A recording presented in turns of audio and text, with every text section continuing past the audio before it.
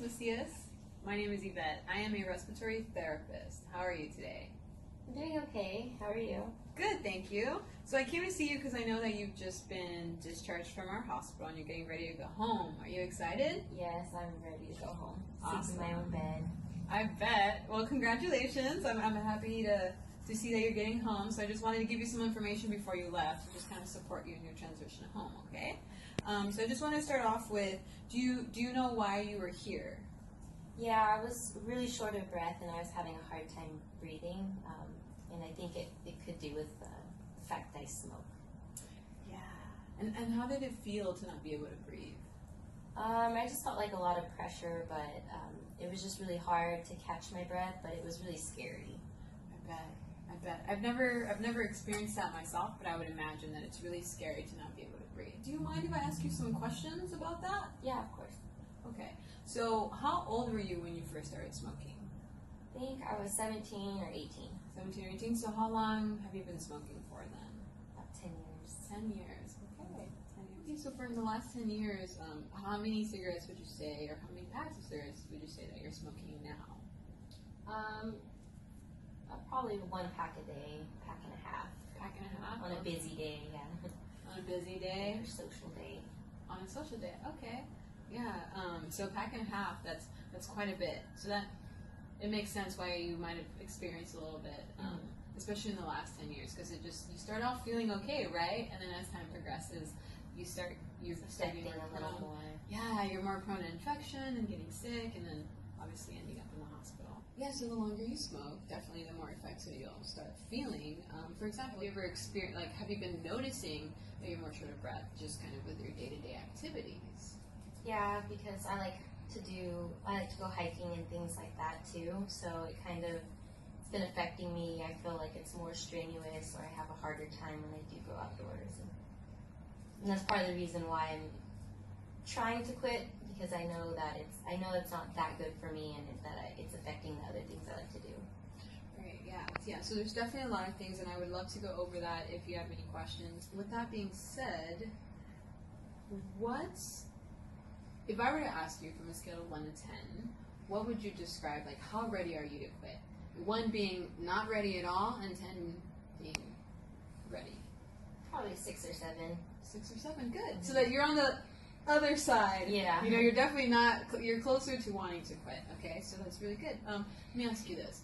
What would it take, do you think, to get you, say, even at an 8 or a 9? Probably to get my group of friends educated with the whole effects of smoking and why it's beneficial to quit now. And I think if I had a bigger support system that knew about it or was more aware, it would help me out. Yes, definitely. I agree that having a support system when you're tackling anything, be it quitting, which will be difficult. It's going to be difficult, but it won't be impossible. But it definitely, if you have a support system, it helps you kind of give you strength to do that. Right. Have you ever talked to your friends and told them that it would support you if they at least didn't smoke around you? No, not yet. They know that I'm trying to not smoke, but I haven't asked them to not smoke in front of me. Right, yeah. Do you think that's a conversation that you could have with them? Yeah, it's probably something I could have. Just haven't had it yet. Right, no, definitely, and it takes time. And when you're ready, that might be something that just a conversation you can have. The worst that can happen is that they continue smoking, and then you have a choice to make, Mm-hmm. Do you want to stay with them when they're smoking or remove yourself from the situation? Best case scenario, they try quitting with you, right? And then you'll have even more support, okay? So that's awesome. So it sounds like we have kind of an action plan of something that you might be able to do to help you kind of reach this goal. Yeah, and how about this? So why aren't you at a 1? I'm a little curious. Just because I do know this is my second time in the hospital from smoking and being short of breath, and like I said, it's just starting to affect the other things that I like to do, and so I've kind of gotten over the realization that I need to at least be making steps towards Good for you. Good for you for making that realization, because it is hard. It is hard, and I understand that your body has become accustomed to the nicotine, to the effects of it. So I have this pamphlet here for you to read when you're ready. That gives you some pointers, some guidelines that will help support you on your goal to quit. It just goes over some really neat facts that I'm sure you'll find interesting. And then also has resources. We definitely don't want you to go through this alone. So, including your friends, you definitely want to talk to your doctor. There's a lot of different modalities out there. Everyone's different. So we'll find what's best for you and tailor it to your needs and find what's the best way to support you, okay?